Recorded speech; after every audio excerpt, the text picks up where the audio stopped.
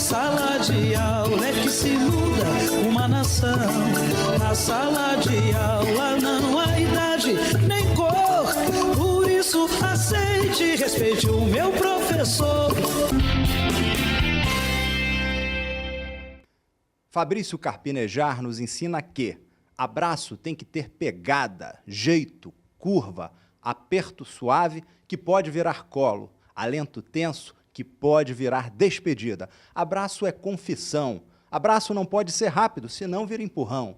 Requer cruzamento dos braços e uma demora no rosto no linho. Abraço é para atravessar o corpo. E para falar sobre abraço, o novo filme do Sintese, nós temos o prazer de receber em nosso estúdio o diretor do filme, Davidson Fiuza. Tudo bem, Fiuza? Tudo bom. E também o ator Flávio Baurac. Bem-vindo, Flávio. Obrigado. Bom, vamos começar com Fiuza. Fiuza, você fez as pesquisas, você fez o roteiro. Conte pra gente aí como é que foi esse processo todo de criação, de elaboração, enfim, da produção desse filme. O Sintese entrou em contato comigo no início do ano de 2017 com a proposta de fazer um filme, né, sobre a história do sindicato. São 40 anos de existência do Sintese, né? E, inicialmente, a minha contraproposta foi fazer uma pesquisa sobre a história do sindicato nesses 40 anos e identificar algum elemento, né, ou fato histórico que pudesse ser ficcionalizado, né? A história do sindicato, do Sintese, ela não cabe em um filme. Eu cheguei, inclusive, a propor uma série de 13 episódios de 50 minutos para poder contar uma parte da história do sindicato. É verdade, uma parte da história. Uma parte, e ainda não contaria tudo. Então, foi feita uma pesquisa, né, nos 40 anos do Sintese, e um fato, né, foi muito marcante na história desse sindicato, que foi um evento ocorrido no ano de 2008, que foi um julgamento sobre a progressão vertical dos professores. Foi também o primeiro evento que o Sintese desenvolveu uma luta unificada, a luta que uniu professores da rede estadual e professores das redes municipais. Então, foi o primeiro fato na história do Sintese em que você tem as duas redes, né, Estado e município, professores juntos lutando por uma mesma causa, por um mesmo objetivo. Então, de cara eu entendi que aquele deveria ser o fato a virar um filme, né? E também tinha uma estrutura dramática já no próprio fato. Você tem um começo muito bem definido, que é a marcação do julgamento. Você tem um meio, que é o julgamento em si, e você tem um final, que é a sentença. Então, assim, estruturalmente, do ponto de vista dramático, este fato ele já se encaixa numa estrutura narrativa dramática. E temos, nesse caso do julgamento, uma vitória, né? Uma vitória dos professores. Então, dois fatos foram importantes. Primeiro, você ter um primeiro evento na história do sindicato, que você tem uma luta unificada das duas bases do sindicato, a base do Estado e as bases municipais. Então, você tem todos os professores do Estado. Não foi um evento que ele atingiria apenas os professores da rede estadual. Não era um evento que atingiria apenas os professores do município de Glória, especificamente, do município de Estância. Não, era o Estado inteiro. E o segundo fato é o julgamento, né, que ele já estava dentro de uma estrutura dramática, começo, meio e fim. Então, foi lançada essa proposta para o Sintese, defendida do ponto de vista, primeiro, da coletividade, porque você tem todos, né, lutando por um só objetivo, e segundo, que já está dentro de uma estrutura dramática. É um filme que tem 80 personagens, isso é uma coisa meio louca, né? Mas, assim, 80 personagens, desses 80 personagens, 78 personagens são atores de Sergipe, atores sergipanos, nós temos apenas 2 personagens convidados. Um é o Flávio Baurac, que veio abrilhantar o filme, né? E dar um caráter Já tá com jeitão nacional. sergipano também? É. Já conhecia Sergipe, Flávio? Já, porque o primeiro contato que eu tive com Sergipe foi o filme do Arthur Bispo do Rosário, chamado Senhor do Labirinto. Fiquei aqui uns 4 meses morando, e, assim, uma imersão, né? Um mergulho profundo na vida do bispo, e eu comprei um fone de ouvido e um iPad, né? E fiquei ouvindo um iPod, e fiquei ouvindo o filme do Hugo Denizar para entender, e ali naquele dia eu estabeleci, que não tinha preparador nesse filme, e estabeleci que a voz do bispo seria meu anjo, né? E foi esse processo que eu tive, e essa relação que eu tive com Sergipe, de muito carinho, muito afeto, indo pela figura do bispo, né? Foi o fio condutor para eu dar esse abraço em Sergipe, aproveitando o nome do filme. E depois eu fiz 3 anos, eu fui apresentador do Festival Curta-se, eu fui apresentador oficial. Fui homenageado, inclusive tem a estatueta lá em casa, lá o prêmio, muito legal. Então, assim, o filme Abraço veio complementar esse abraço que já acontece há muitos anos comigo, assim, como artista, e como pessoa também, tem muitos amigos aqui. Como foi atuar num filme de uma classe tão massacrada que são os nossos professores, e também comentasse um pouco do seu personagem? Assim, uma classe que eu pertenci no começo da minha história, assim, profissional. Eu fiz magistério. Ah, que bacana. Identidade total, então, né? Fiz magistério, vou confessar por que eu fiz, que eu não estou aqui para enganar ninguém. E eu fiz o magistério porque tinha uma namorada que eu gostava muito dela, chamava Ângela, e a mãe dela não queria o nosso namoro, porque a mãe dela tinha um probleminha lá com o racismo. Já transforma isso no filme. Isso. Não dá para falar que ele rapidamente, daqui a pouco ele está com o roteiro pronto. E eu fiz magistério, eu acabei me encantando por isso e comecei a trabalhei num lugar chamado CEBEM, que é Centro do Bem-Estar do Menor, não tem nada a ver com a FEBEM, é só um nome parecido, e lá no Rio Grande do Sul. E eu trabalhava muito com os alunos com aula de reforço, né? Uma escola, eu fui até eu fui uma espécie de um líder no sentido de resgatar aqueles menores que ficavam na rua através do teatro. Então eu fiz muito teatro lá nesse lugar e, digamos que, mexi com a cabeça de muitas pessoas, e alguns viraram atores realmente, a maioria não, né? Mas isso não era para ninguém virar ator, mas era para eles terem uma autoestima. E isso, de certa forma, eu acho que eu consegui. Então, essa relação, assim, eu sempre tive, e quando eu era criança eu adorava brincar de professor. Meu irmão, que era um pouco mais bravo do que nós, ele sempre ficava com a parte do diretor e eu ficava com a parte do professor de português. Então, eu gostava muito e gosto e dou muito valor. Minha irmã é professora de educação física, foi diretora de escola também. Então, eu tenho essa relação muito forte com os professores. E acho muito importante um filme que fale deles, porque a realidade é muito injusta, né, com os professores, e uma peça tão importante, né, nesse ecossistema do ser humano, que é quem vai garantir o nosso futuro e quem poderia ter garantido o nosso presente. E muitas vezes isso não acontece porque existe um movimento contra, né, os professores, contra os alunos, muitos alunos que hoje em dia desrespeitam os professores, né, perdem o domínio completamente, que os pais acham que os professores estão lá para educar, né, estão lá para instruir, que é uma outra coisa completamente diferente. E eu acho muito importante esse movimento do Sintese, que eu, confesso, não conhecia assim, que era tão forte, que é tão forte, e fico feliz de saber que não estamos completamente abandonados, né? Que tem alguém que pensa, tem alguém que faz filme, tem, né? Os professores, é impressionante, assim, já entrando na história do Jorge Braga, que é o personagem que eu faço, que é o presidente lá do sindicato lá dos professores, uma coisa que eu fiquei muito, assim, emocionado mesmo, enquanto eu fazia o filme, teve uma cena que nós fizemos e que eu comecei a perceber que no meio das pessoas eu entrava para dar uma notícia que nós tínhamos vencido, foi agora há muitos dias, e aí demos a notícia que tínhamos vencido E eu olhei assim para a plateia, atores, não atores, todos imbuídos daquilo. E o Fiuza vai lá e vai tirando leite de pedra. As pessoas não são atores.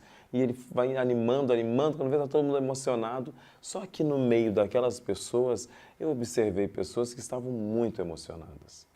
E aí alguém me falou, elas estavam lá naquele momento.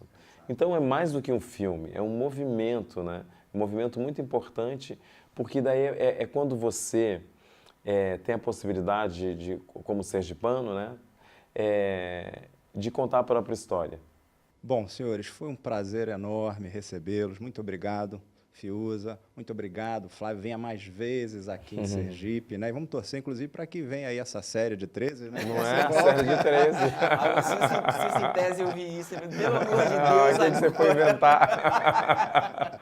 Quero agradecer, né, a presença de vocês, mas como o papo está tão bacana, quero estender isso para mais um programa, se vocês me permitirem. Ou seja, vamos dar continuidade aqui no próximo sábado com esse bate-papo, ok? Que luxo, com certeza. Então não saiam daí, porque daqui a pouco a gente volta para conversar com Leila Moraes sobre a ausência de resposta do governo de Sergipe sobre a revogação do decreto das escolas de ensino médio integral.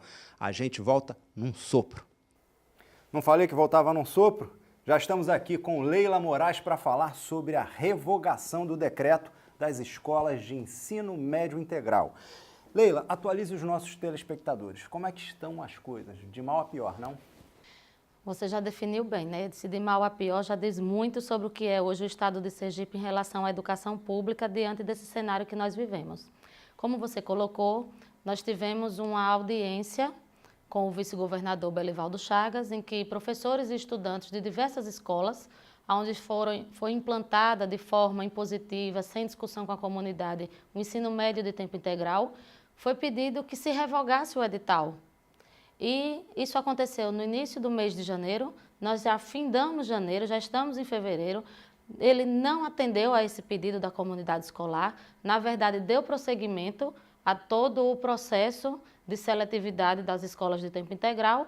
E hoje o que a gente tem na realidade de Sergipe é um total descontrole sobre esse processo, porque nós tínhamos no ano de 2017 17 unidades escolares, com um novo edital para 2018 nós vamos ampliar para 45 escolas de tempo integral, onde nós sabemos a realidade de cada uma delas, que a grande maioria não tem a estrutura e as condições de trabalho necessárias para se implantar o tempo integral. E aqui eu volto mais uma vez a dizer, o Sintese em nenhum momento está dizendo que é contra uma proposta de ensino de tempo integral. Ao contrário, é uma bandeira nossa, uma bandeira de luta do sindicato qual professor há anos. que não vai querer que uma escola seja de tempo integral para educar melhor os alunos, para ter oportunidade de passar passar mais... Para dar maior possibilidade de compreensão, de educação, entendendo a escola de tempo integral como uma escola onde você não vai aumentar o tempo do estudante em termos de conteúdo escolar, mas em formação humana, levando para esse estudante a possibilidade não só do acesso às disciplinas tidas como obrigatórias,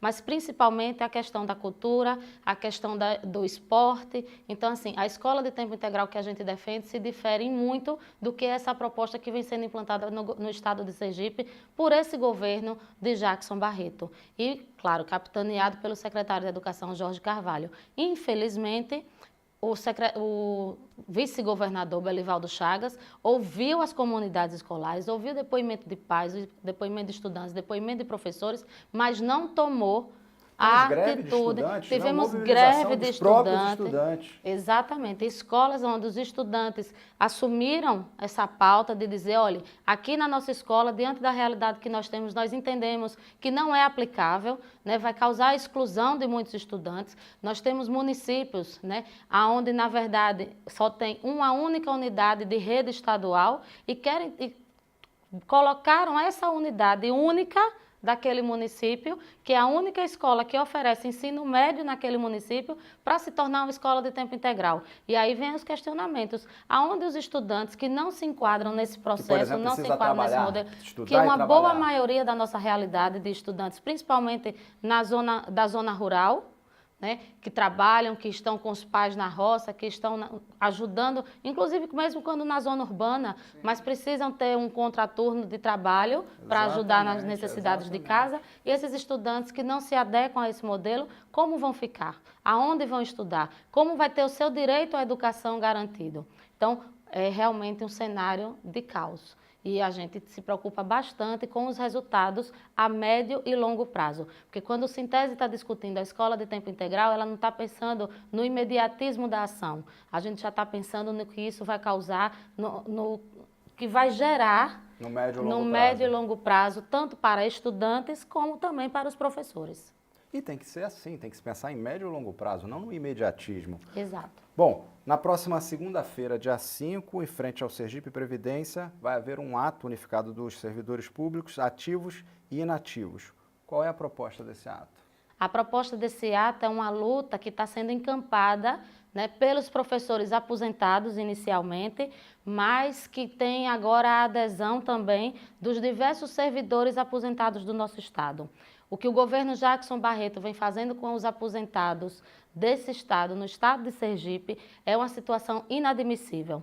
O parcelamento e o atraso de salários a quem se dedicou a educar, no caso dos professores, a quem se dedicou a atender a população nas mais diversas categorias que estão tendo seus salários de aposentados atrasados, seus proventos atrasados, é um desrespeito e uma falta de dignidade a essas pessoas. Salário é vida, salário é o que bota alimento na casa, é o que bota alimento em cima da mesa e as pessoas estão perdendo isso. A situação a que chegou a esse momento é um cenário extremamente caótico, onde a gente tem aposentados que receberam no último dia 31 a segunda parcela do salário referente ao mês de dezembro. Nossa, e ainda não tem a previsão de quando vai receber o mês de janeiro.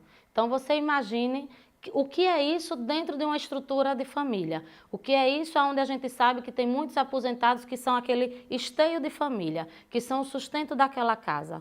É esse o cenário que nós temos hoje e o ato agora, segunda-feira, na porta do Sergipe Previdência, é mais um ato para exigir respeito e dignidade aos servidores aposentados de todo o estado de Sergipe. Os professores, volto a dizer, os professores aposentados, as professoras principalmente, que é a nossa grande maioria, encamparam essa luta, foram inicialmente no mês de janeiro já exigir um calendário e agora todos os servidores aposentados das demais categorias do Estado entenderam a necessidade de se unir para conjuntamente fazer essa luta e se tornar vitoriosa, que é retornar ao pagamento dos proventos dos aposentados para dentro do mês a ser pago. E não com um mês de atraso, um mês e meio de atraso e essa instabilidade que causa na vida de cada um e de cada uma. E o pior, a bola de neve aumentando, porque salários atrasados e nós tivemos agora aqui, né, o não reajuste dos professores que deveria ter sido no mês de janeiro, não é isso? Exatamente, que é um outro problema, porque além de atraso, além de parcelamento, vem a desvalorização. E a desvalorização se dá tanto para os professores da ativa, como para os professores aposentados. E aí a gente volta mais uma vez. O governo de Sergipe, hoje, ele já não pagava o piso, no que a gente define como o piso na carreira do magistério, e hoje ele já não paga nem o piso e nem respeita a carreira, porque recebemos os nossos salários em janeiro, agora dia 31, apenas os professores que estão na escola, né, que são os professores que estão em regência de classe, na ativa, foram os únicos servidores do Estado que receberam seus salários dentro do mês, os demais servidores sequer têm notícia de quando vai receber, mas recebemos sem o nosso reajuste. Recebemos mais uma vez com o governo Jackson Barreto, não respeitando a nossa carreira, o governo Jackson Barreto mais uma vez tratando o servidor público de forma indigna e desrespeitosa. Isso é o papel do governo Jackson que a gente tem hoje. Bom, tá aí o desabafo. Leila, muito obrigado. É verdade, é um desabafo, porque assim, é triste, dá indignação, causa uma revolta e principalmente a gente está nisso buscando a melhor solução, não só para quem está ativa, mas também para quem é aposentado. Obrigado, Leila. Obrigada a você pelo espaço. Bom, e a TV Sintese vai ficando por aqui, mas a gente volta no próximo sábado, se Deus quiser, e Ele há de querer. Tchau, pessoal. Na sala de aula é que se forma um cidadão. Na sala de aula é que se muda uma nação. Na sala de aula não há idade nem